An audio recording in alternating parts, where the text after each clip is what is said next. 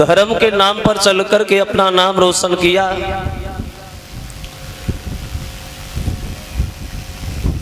कांटों पर सोकर के फूलों का आनंद प्राप्त करने के बाद भगवान की गोदी भी प्राप्त हो गई।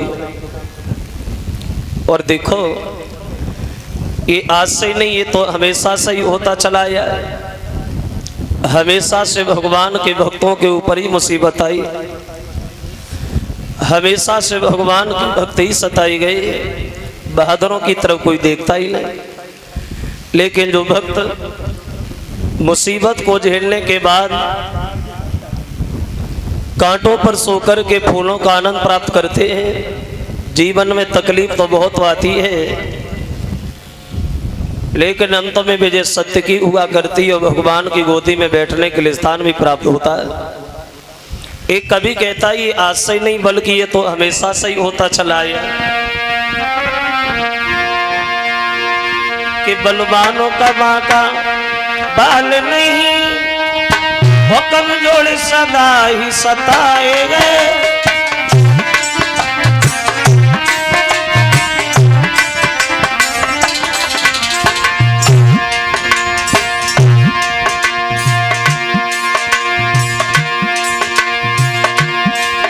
देखा होगा आप लोगों ने, अपने से ज्यादा ताकत वाले आदमी के ऊपर कभी क्रोध नहीं आता, कभी गुस्सा नहीं आता, क्योंकि क्रोध करके क्या फायदा, कहूँ आत्मा जोरा मैंने धरे के लाए पर। कभी कहता है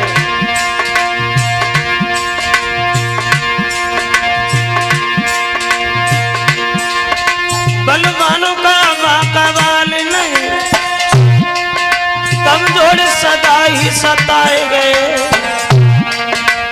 टेढ़े पे ना कोई नजर करे, सीधे पे यारे चलाए गए।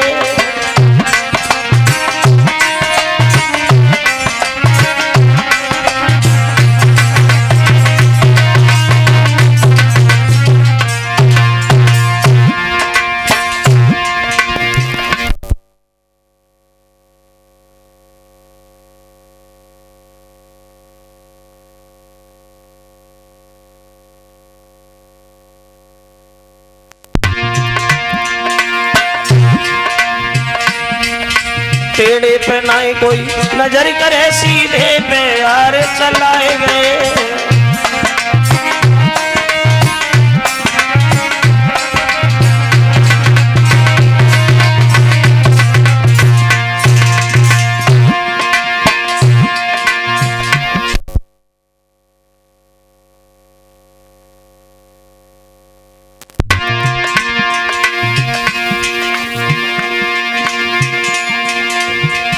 और देखा होगा कभी अंदाज किया हो, गर्मियों के मौसम में भले ही चाहे किसी वृक्ष के नीचे बैठे पसीना सुखा रहे हैं, अगर पेड़ सीधा है तो मन में विचार यही आते कि तख्ता बड़े बढ़िया बने। सीधा इसलिए टेढ़े पे ना कोई नजर करे, सीधे पे यारे चलाए गए।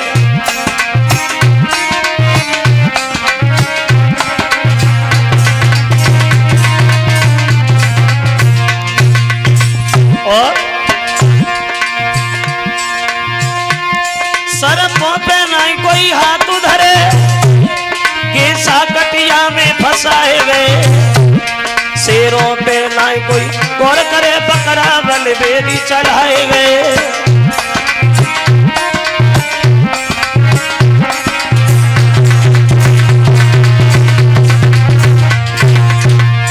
इसलिए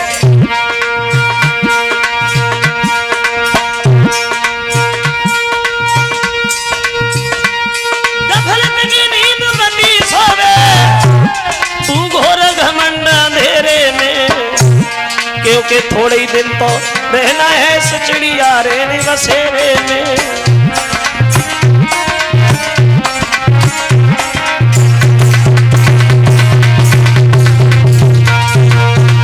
कहने का मतलब है भक्तों, हमेशा से भगवान के भक्तों के ऊपर मुसीबत आई, हमेशा से भगवान के भक्ति सताई गए। तो आप देखें थोड़ी देर प्रसंग जहाँ चल रहा था भक्त प्रहलाद के बारे में, इन प्रहलाद ने हजारों तकलीफों का सामना किया, लेकिन फिर भी भगवान के नाम को नहीं छोड़ा। जब होलिका का विवाह हुआ है महाराज विप्रचित के साथ, तो काली मां ने यह भविष्यवाणी की है, बेटी तेरी जिंदगी में एक दुखों का पहाड़ आएगा, तेरा पति कुछ समय के बाद मर जाएगा। तो शीतला चीर देकर के होलिका को समझा दिया, एक बात ध्यान रखना, ये चीर जिस दिन तेरे सर से खुद छूट के जमीन पे गिर जाए, समझ लेना कि तेरा पति भी उसी दिन मर गया। चली आई होलिका अपने घर पे, लेकिन एक दिन शाम को सो रही है तो वो चीर जो है वो सर से छूट करके जमीन पे गिर गया, लेकिन होलिका को ये खबर नहीं है कि चीर सर पे या जमीन पे। और जब सर से जमीन पे चीर गिर गया तो इधर हिरण्यकश्यप मन में विचार करता है, बाजी बा, इंसान की बात तो अलग है, देवताओं का राजा इंद्र भी हमसे हार गया और एक तुच्छ सा इंसान हमें हरा के हमारी बहन को ले गया। तलवार उठाई हिरण्यकश्यप ने, वो अपने हाथों से अपने सगे बहनों को जान से मार दिया और अपने हाथों से अपनी बहन को विधवा बना दिया। जब होलिका के पति को मार दिया उस हिरण्यकश्यप ने, तो होलिका की जब आंख खुली तो पछाड़ खा के गिर गई, भैया ये तूने क्या किया? अरे तू कैसा भाई? भाई तो अपने बहन की स्वास्थ्य की रक्षा करने के लिए जान दे देता है, तो तूने तो हमें जिंदा ही मार दिया। तो कहने लगा है, माफ करना बहन, जिस समय से ये हमें जीत के आए तो उस समय से भोजन अच्छा नहीं लग रहा था, तुम हमारे साथ चलो और हम तुम्हारी एक देवी की तरह पूजा करें। चली आई थी होलिका, और यही दुश्मनी थी होलिका की उस हिरण्यकश्यप से। हमेशा ये सोचती रहती कि कौन सा वो दिन आए जब मैं अपने पति का बदला अपने भैया से लूं, और आज उससे मौका मिल गया। और मन में विचार किया, चलो भैया को नहीं मार पाया तो भतीजे को तो मार ही देंगे। अब होलिका जो है वो प्रहलाद को गोद लेकर के और आंगन में समझाने लगी, लाला पागल हो गया, अरे काय को उसका नाम लेता है, तेरे चाचा को उसने मारा है, वो हमारा दुश्मन है, तुम्हारा दुश्मन है, भूल जा। तो प्रहलाद कहने लगे, बुआ चलो मान लिया भगवान दुश्मन है, चाचा मारे, अगर बुरा न लगे तो एक बात बोलूं। बोले क्या? तो प्रहलाद कहते, बुआ बात इस बात की है ना, काहे की? तो प्रहलाद समझाने लगे, बुआ सुनो कि भगवान को दुश्मन कह रही है, वो जानी चाचा मेरो मारो है।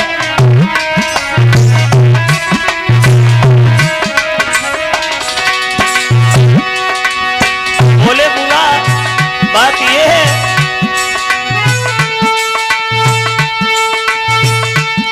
भगवान को दुश्मन कह रही है, जानी चाचा मेरो मारो है। मेरे पिता को दुश्मन नहीं कह रही, जाने पिया तुम्हारो मारो है।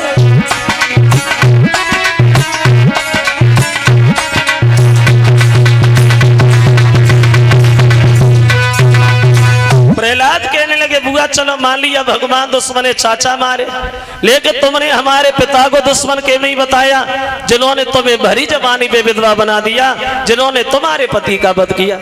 जो ये शब्द कहे तो आग तो जली रही है। शीतला चिरोला उस प्रहलाद को गोद लेकर के आग में कूद गई, लेकिन ऐसा हवा का झोंका आया जो शीतला चीर होलिका के बदन से छूट करके प्रहलाद के बदन पे जाके लग गया, और ये होलिका जल करके राख हो गई वहां। अब होलिका जब अग्नि में जलने लगी, देवताओं ने जब होलिका को अग्नि में जलता हुआ देखा तो नभमंडल से गुलाल और फूलों की वर्षा करने लगे, और जब राक्षसों ने अपनी बहन को आग में देखा तो पानी और कीचड़ मारने लगे। बताया तो ये जाता है कि उसी दिन से हमें हिंदुओं में ये होली का त्योहार भी मनाने लगे। जो सज्जन लोग होते हैं वो हमेशा रंग और गुलाल से होली खेलते हैं, और जो राक्षस प्रवृत्ति के लोग होते हैं ये हमेशा पानी और कीचड़ से ही होली खेलते हैं।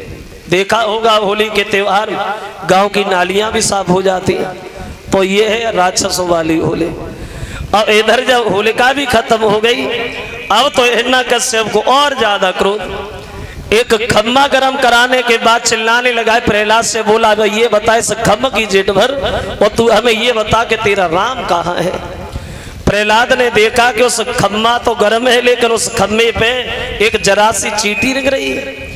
प्रहलाद ने मन में सोचा, जब चींटी नहीं जल पाई तो हम कहाँ जलेंगे। भाग करके खम्म की जेट भर ली और कहने लगे पिताजी मेरे राम के लिए तुम जगह पूछ रहे हो तो हमारे राम के लिए कोई जगह खाली नहीं है। वो हम में है, वो तुम में है, वो इस खम्म में है और वो इस तलवार में है। और प्रहलाद अपने पिता हिरण्यकश्यप से बोले मेरे राम के लिए कोई जगह खाली नहीं।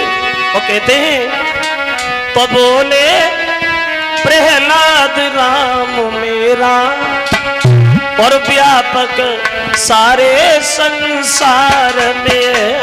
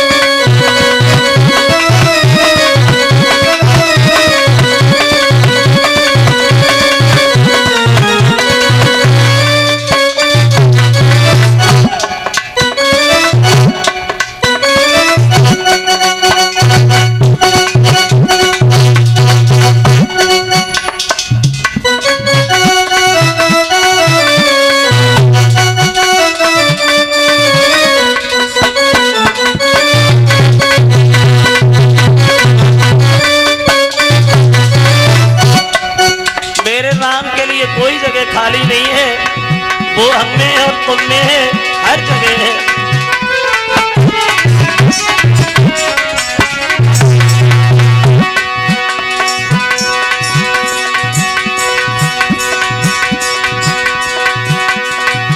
बोले प्रहलाद राम मेरा व्यापक सारे संसार में है, वो मुझ में है वो तुझ में है, इस खम्म में है तलवार में है।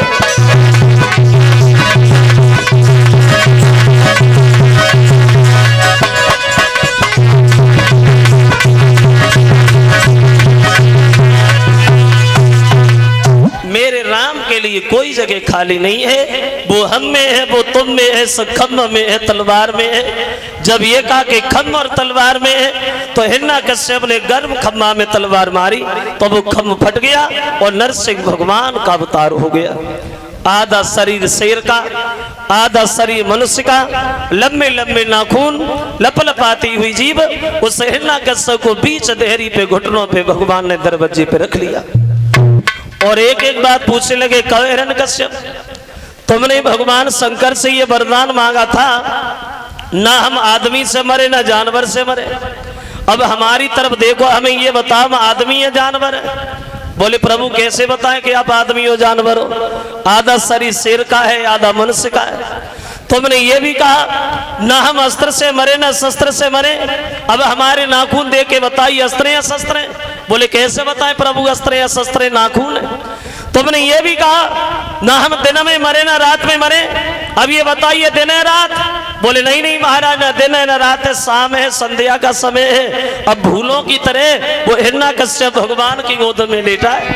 कहा था वो तो कभी कहता है कि ऊपर भी नहीं नीचे भी नहीं और रख लिया दुष्ट को गोदी पर।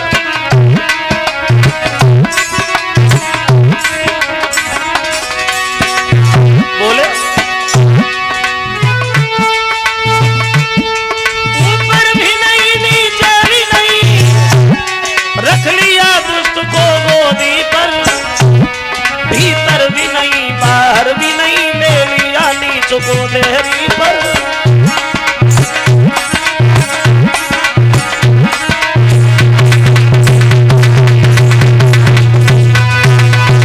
इतने क्रोध में आए भगवान जो अपने लंबे लंबे नाखूनों से उस हिरण्यकश्यप के पेट को बीच से फाड़ दिया और उठा करके दूर फेंक दिया और प्रहलाद को गोद उठा लिया। धन्य है मेरे लाल, बात मुसीबत उठाई तुमने मेरे पीछे, हम तुम्हारी भक्ति पे बड़ा प्रसन्न है, तुम हमसे वरदान मांग लो।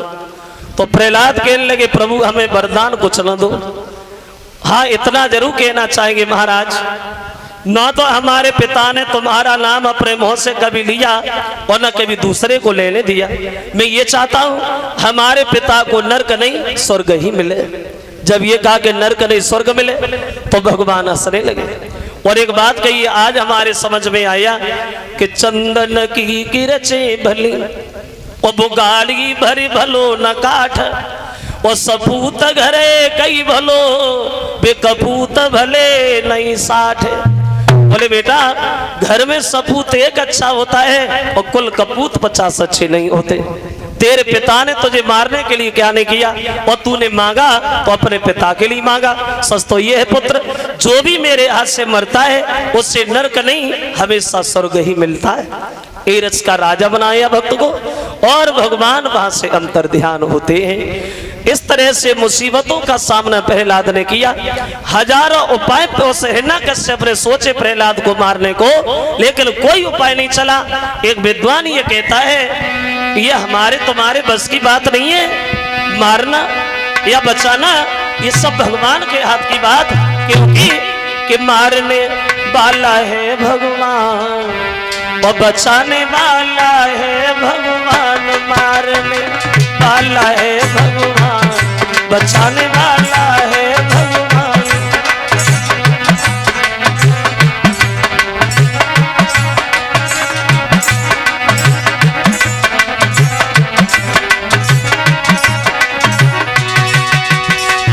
क्यों?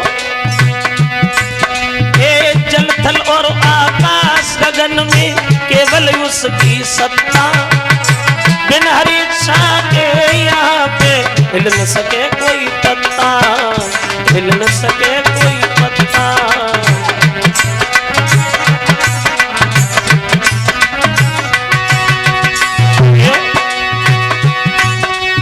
उसी का सोचा किया या होता, उसकी दृष्टि महान। मारने वाला है भगवान, बचाने वाला है भगवान। मारने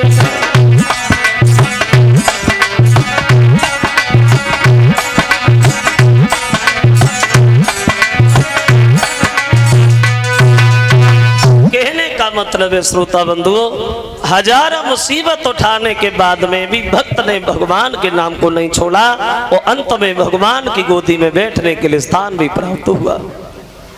सुखदेव समझा रहे, सुनो महाराज, ऐसे एक नहीं बल्कि कई अनेक भक्त हुए जिन्होंने भगवान के नाम पर चल करके अपना नाम रोशन किया और छोटी सी उम्र में भगवान के दर्शन भी प्राप्त किए। बताया प्रमाण देते हुए बोले, सुनो महाराज परीक्षित, ब्रह्मा जी के जो पुत्र हुए थे स्वामिमन, और जो स्वामिमन हुए इनके ही दो लड़का उत्तानपाद और प्रियव्रत। ये उत्तानपाद छोटे थे और महाराज प्रियव्रत बड़े थे, इसलिए प्रियव्रत ही वहां के राजा बने। लेकिन एक बार देवर्षि नारद का उपदेश महाराज प्रियव्रत को मिल गया और ये उसी दिन से भगवान का भजन करने के लिए जंगल में चले गए। इन्हें उपदेश तब मिला, बोले इन्हें उपदेश तब मिला जब एक बार शिकार खेलते समय प्रियव्रत ने हिरण को मार दिया, हिरण का वध कर दिया। और जब हिरण तड़पते तड़पते मर गया तो अकस्मात नारद जी सामने गए, बोले महाराज इधर आ, तुम्हारी इच्छा थी हिरण मारने की, हिरण तो तुमने मार दिया, अब हमारी एक इच्छा है कि हमारी इच्छा पूरी करोगे। बोले प्रभु तुम्हारी इच्छा क्या है? बोले हमारी इच्छा ये है आप इस हिरण को दोबारा जिंदा कर दो, इसमें दोबारा प्राण डाल दो, हम ये चाहते। तो नारद की बात सुन के प्रियव्रत हंसने लगे, बोले पागल हो नारद, भैया हम मार तो सकते जिंदा, हम कहाँ कर सकते, ये काम मेरा कहाँ है। तो नारद ने प्रियव्रत से एक बहुत अच्छी बात कही, सुनो महाराज, जब तुम किसी को जिंदा नहीं कर सकते हो तो उसे मारने का तुम्हारा अधिकार कैसे हो गया? अगर तुम किसी को भीख नहीं डाल सकते हो तो उसकी झोली फाड़ने का तुम्हारा अधिकार कैसे हो गया? अगर तुम किसी को सही रास्ता नहीं बता सकते हो तो उसे गलत रास्ता बताने का तुम्हारा कोई हक नहीं है, जो आगे जाके भूल या भटक जाए। तो ये बात नारद की प्रियव्रत को बहुत अच्छी लगी। और दोनों हाथ जोड़ के क्षमा मांगी, माफ करना बाबा, भूल हो गई। आज के बाद हम भजन के अलावा कुछ नहीं करेंगे। अब तो हम राज्य भी नहीं करेंगे। अपने छोटे भैया को राजा बनाया और खुद महात्मा बने, और ये महात्मा बन करके जंगल में चले गए भगवान का भजन करने के लिए। छोटे भैया को मालिक घर का बना दिया और खुद महात्मा बने और भगवान का भजन कर निकल गए वन में। भजन क्या होता है? भजन किसे कहते? भजन, भजन की परिभाषा क्या है? देखो, वैसे एक विद्वान ने ये बता रहा है, ये भजन एक तरह का नहीं होता है, कई तरह का होता है। एक कवि तो ये कहता है कि भजन की कोई लंबी परिभाषा थोड़ी है, यानी भजन भजन भजो नहीं, जहां वहीं बने रहो, वो भी तो एक भजन है। और एक भजन बताया गया है दिखावटी भजन, दिखाने वाला। कैसा? माला भी जप रहे हैं और माला जपते ही जपते ध्यान आ गया, बीच में गालियां बकने लगे, फिर माला में लग गए। और एक भजन होता है मतलब का, स्वार्थ का भजन। वो कैसा? भगवान की तस्वीर के सामने बैठ कर के खूब 15-20 अगरबत्ती लगाए और खूब घंटोरिया बजाई, भगवान हमें संजा तक 20,000 रुपया दिलवा दो तो 10 रुपए का प्रसाद जरूर बांट देंगे। यानी 20,000 रुपया दिलवाओगे तो वैसे भगवान से कोई रिश्तेदारी नहीं है, कोई मतलब ही नहीं है। लेकिन महात्मा कबीरदासी ये इशारा करते हैं कि भजन होता क्या है। तो कबीरदासी ने ये बताया ये भजन कहते किसे हैं, तो उन्होंने अपने शब्दों में ये इशारा दिया और बोले कि आदतें बुरी सुधार ले, बस हो गया भजन, मन की तरंग मार ले, बस हो गया भजन।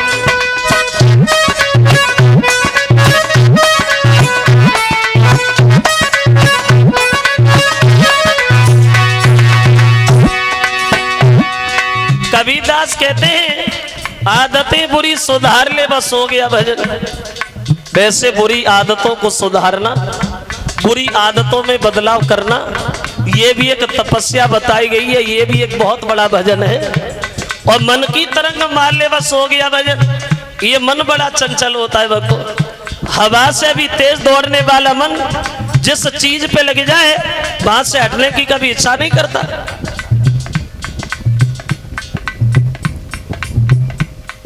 एक दिन बुद्धि में आया, ये मन जो होता है गधा होता है, गधा गधा। तुम गधा को रोजाना एक ही जगह एक ही खूंटा पे बांधो, एक ही जगह बांधते रहो, फिर तुम किसी दिन उसे बांधना नहीं, वहीं खड़ा कर देना, तो पूरी रात ऐसे ही खड़ा रहेगा, समझेगा हम तो बंधे हैं। ऐसे मन होता है।